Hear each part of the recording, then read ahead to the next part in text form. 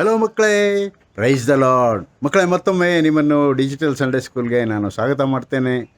ದೇವರು ನಿಮ್ಮೆಲ್ಲರನ್ನು ಕಾಪಾಡಿ ಈವರೆಗೂ ನಡೆಸ್ತಾ ಬಂದಿದ್ದಾನೆ. ಅದಕ್ಕಾಗಿ ದೇವರಿಗೆ ಸ್ತೋತ್ರ ಹೇಳುವವರಾಗಿರೋಣ. ಮತ್ತು ಈ ಸಂಡೇ ಸ್ಕೂಲ್ ನೋಡೋದ್ರಿಂದ ನೀವೆಲ್ಲರೂ ಉತ್ತಮವಾದಂಥ ಆರೋಗ್ಯವನ್ನು ಮತ್ತು ಆಶೀರ್ವಾದವನ್ನು ಹೊಂದುತ್ತಾ ಇದ್ದೀರಾ. ಅದಕ್ಕಾಗಿ ದೇವರಿಗೆ ನಾನು ಸ್ತೋತ್ರ ಹೇಳ್ತೇನೆ. ಮಕ್ಕಳೇ, ಈ ದಿನ ನಾವು ದೇವರ ವಾಕ್ಯದಲ್ಲಿರುವಂಥ ಕಥೆಯನ್ನು ಕೇಳೋದಕ್ಕಿಂತ ಮುಂಚೆ ನಾವು ಒಂದು ನಿಜವಾದಂಥ ಘಟನೆಯನ್ನು ಹೇಳ್ತಾ ಬಂದ್ವಿ. ಆದರೆ ಇವತ್ತು ನಿಮಗೆ ಒಂದು ಸಾಮ್ಯ ರೂಪದಲ್ಲಿ ಒಂದು ಪ್ರಾಣಿ ಪಕ್ಷಿಗಳ ಕಥೆಯನ್ನು ನಾನು ಹೇಳುವನಾಗಿದ್ದೇನೆ. ಅದೇನಂತ ಹೇಳಿದರೆ ಮಕ್ಕಳೇ, ಒಂದು ಕಾಡಿನಲ್ಲಿ ದೊಡ್ಡ ಕಾಡಿತ್ತು, ವಿಶಾಲವಾದ ಕಾಡಿತ್ತು.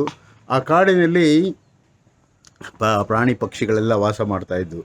ಅದರಲ್ಲಿ ವಿಶೇಷವಾಗಿ ಒಂದು ನವಿಲು ವಾಸ ಮಾಡ್ತಾಯಿತ್ತು. ಅದು ನವಿಲು ಯಾವಾಗಲೂ ಗರಿಗಳನ್ನು ಹೀಗೆ ಅಗಲವಾಗಿ ಹರಡಿಕೊಂಡು ಬಹಳ ಸುಂದರವಾಗಿ ಡ್ಯಾನ್ಸ್ ಮಾಡ್ತಾ ಅದೇನು ಮಾಡ್ತಿತ್ತು, ನನ್ನಂಥ ಉತ್ತಮವಾದಂಥ ನನ್ನಂಥ ಸುಂದರವಾದ ಪಕ್ಷಿ ಯಾವುದೂ ಇಲ್ಲ ಅಂತ ಹೆಮ್ಮೆ ಪಡ್ತಾ ಇತ್ತು.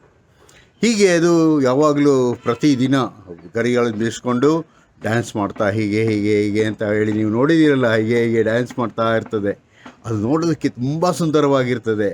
ಅದೇ ರೀತಿಯಲ್ಲಿ ಈ ನವಿಲು ಸಹ ಏನು ಮಾಡ್ತಿತ್ತು, ತನ್ನ ಸೌಂದರ್ಯವನ್ನು ಇತರರಿಗೆ ತೋರಿಸಿ ಅದು ತುಂಬ ಹೆಮ್ಮೆ ಪಡ್ತಾ ಇತ್ತು. ಹೀಗಿರುವಂಥ ಸಂದರ್ಭದಲ್ಲಿ ಅದೇ ಕಾಡಿನಲ್ಲಿ ಒಂದು ಗುಬ್ಬಚ್ಚಿ ಸಹ ವಾಸ ಮಾಡ್ತಾ ಇತ್ತು. ಆ ಗುಬ್ಬಚ್ಚಿ ಏನಂತ ಹೇಳಿದರೆ, ತನಗೊಂದು ಉತ್ತಮವಾದಂಥ ಒಂದು ಗೂಡನ್ನು ಕಟ್ಟಿಕೊಂಡು ಅದರಲ್ಲಿ ಸುಂದರವಾಗಿ ಕಟ್ಕೊಂಡು ಅದರಲ್ಲಿ ವಾಸ ಮಾಡ್ತಾಯಿತ್ತು.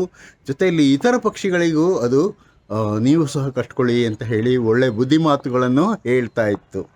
ಹೀಗೆ ಅದು ತನಗೆ ಕೊಟ್ಟಂಥ ಸಣ್ಣ ಪಕ್ಷಿ ಆದರೂ ತನಗೆ ಕೊಟ್ಟಂಥ ಇದರಲ್ಲಿ ತುಂಬ ಸುಂದರವಾಗಿ ಅದು ಜೀವಿತ ಮಾಡ್ತಾಯಿತ್ತು. ಹೀಗಿರುವಂಥ ಸಂದರ್ಭದಲ್ಲಿ ಒಂದು ದಿನ ಇದ್ದಕ್ಕಿದ್ದ ಹಾಗೆ ದೊಡ್ಡ ಬಿರುಗಾಳಿ, ದೊಡ್ಡ ಮಳೆ ಬರೋದಕ್ಕೆ ಶುರುವಾಯಿತು.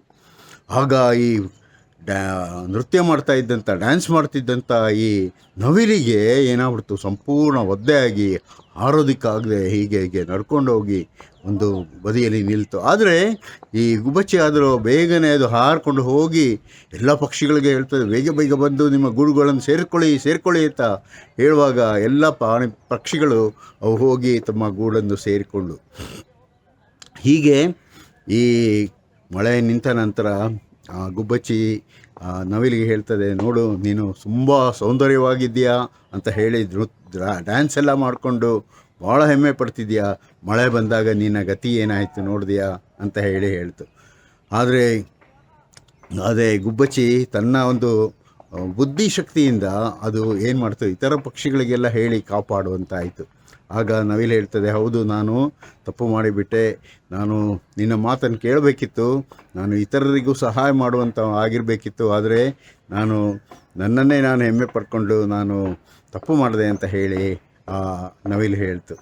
ಹಾಗೆ ಮಕ್ಕಳೇ, ನಾವು ನಮ್ಮ ಸೌಂದರ್ಯವನ್ನು ನೋಡಿ, ನಮಗಿರುವಂಥ ಬುದ್ಧಿಶಕ್ತಿಯನ್ನು ನೋಡಿ ನಾವು ಹೆಮ್ಮೆ ಪಡುವವರಾಗಿರಬಾರ್ದು.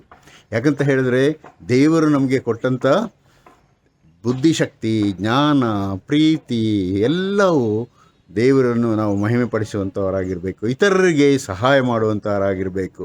ಹೇಗೆ ಗುಬ್ಬಚ್ಚಿ ತನ್ನ ಸಣ್ಣ ಒಂದು ಪ್ರಾಣಿಯಾಗಿದ್ದರೂ ಎಲ್ಲರನ್ನು ಕರೆದು ಅದು ಹೇಗೆ ಸಂತೈಸ್ತಾ ಇತ್ತೋ, ಹಾಗೆ ನಾವು ಇತರರನ್ನು ಸಂತೈಸುವವರು ಕೂಡ ಆಗಿರಬೇಕು.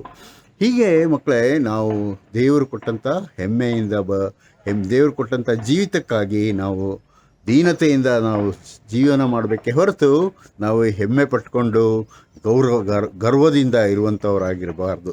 ಹಾಗೆ ದೇವರು ನಮ್ಮನ್ನು ನಡೆಸಲಿ. ಪ್ರಾರ್ಥನೆ ಮಾಡೋಣ. ಪ್ರೀತಿಯುಳ್ಳ ರಕ್ಷಕನೇ, ನಾವು ಗರ್ವದಿಂದ ಆಗಲಿ ಈ ಥರ ಹೆಮ್ಮೆಯಿಂದ ಆಗಲಿ ಬದುಕುವವರಾಗಿರದೆ ದೀನತೆಯಿಂದಲೂ ಪ್ರೀತಿಯಿಂದಲೂ ಬದುಕುವಂತೆ ಸಹಾಯ ಮಾಡು. ಯೇಸುವಿನಲ್ಲಿ ಬೇಡಿದ್ದೇನೆ ತಂದೆಯೇ, ಆಮೇನ್. ಬಾಯ್ ಮಕ್ಕಳೇ. ಅವೇ ನೀತಿವಂತರೆಂದು ತಮ್ಮಲ್ಲಿ ಭರವಸವಿಟ್ಟುಕೊಂಡು ಉಳಿದವರನ್ನು ಉದಾಸೀನ ಮಾಡುವಂಥ ಕೆಲವರಿಗೆ ಯೇಸು ಸ್ವಾಮಿಯವರು ಒಂದು ಸಾಮ್ಯವನ್ನು ಹೇಳಿದರು. ಅದೇನೆಂದರೆ, ಪ್ರಾರ್ಥನೆ ಮಾಡಬೇಕೆಂದು ಇಬ್ಬರು ಮನುಷ್ಯರು ದೇವಾಲಯಕ್ಕೆ ಹೋದರು. ಒಬ್ಬನು ಫರಿಸಾಯನು, ಮತ್ತೊಬ್ಬನು ಸುಂಕದವನು. ಫರಿಸಾಯನು ನಿಂತುಕೊಂಡು ಪ್ರಾರ್ಥಿಸುವಾಗ ತನ್ನೊಳಗೆ, ದೇವರೇ, ನಾನು ಸುಲುಕೊಳ್ಳುವವನು, ಅನ್ಯಾಯಗಾರರು, ಆದರ ಮಾಡುವವರು ಆಗಿರುವ ಉಳಿದ ಜನರಂತೆ ನಾನಲ್ಲ, ಈ ಸುಂಕದವನಂತೆಯೂ ಅಲ್ಲ. ಆದ್ದರಿಂದ ನಿನಗೆ ಸ್ತೋತ್ರ ಮಾಡುತ್ತೇನೆ. ವಾರಕ್ಕೆ 2 ಆವರ್ತಿ ಉಪವಾಸ ಮಾಡುತ್ತೇನೆ. ನಾನು ಸಂಪಾದಿಸಿದ ಎಲ್ಲದರಲ್ಲಿಯೂ 10ರಲ್ಲೂ 1 ಪಾಲನ್ನು ಕೊಡುತ್ತೇನೆ ಎಂದು ಅಂದುಕೊಂಡನು. ಆದರೆ ಆ ಸುಂಕದವನು ದೂರದಲ್ಲಿ ನಿಂತುಕೊಂಡು ಆಕಾಶದ ಕಡೆಗೆ ಕಣ್ಣೆತ್ತಿ ನೋಡುವುದಕ್ಕೂ ಮನಸ್ಸಿಲ್ಲದೆ ಎದೆಯನ್ನು ಬಡಿಕೊಳ್ಳುತ್ತಾ, ದೇವರೇ, ಪಾಪಿಯಾದ ನನ್ನನ್ನು ಕರುಣಿಸು ಅಂದನು. ಇವನು ನೀತಿವಂತನೆಂದು ನಿರ್ಣಯಿಸಲ್ಪಟ್ಟವನಾಗಿ ತನ್ನ ಮನೆಗೆ ಹೋದನು. ಆ ಫರಿಸಾಯದವನು ಅಂಥವನಾಗಿ ಹೋಗಲಿಲ್ಲ ಎಂದು ನಿಮಗೆ ಹೇಳುತ್ತೇನೆ. ತನ್ನನ್ನು ಹೆಚ್ಚಿಸಿಕೊಳ್ಳುವ ಪ್ರತಿಯೊಬ್ಬನು ತನ್ನನ್ನು ತಗ್ಗಿಸಿಕೊಳ್ಳುವವನು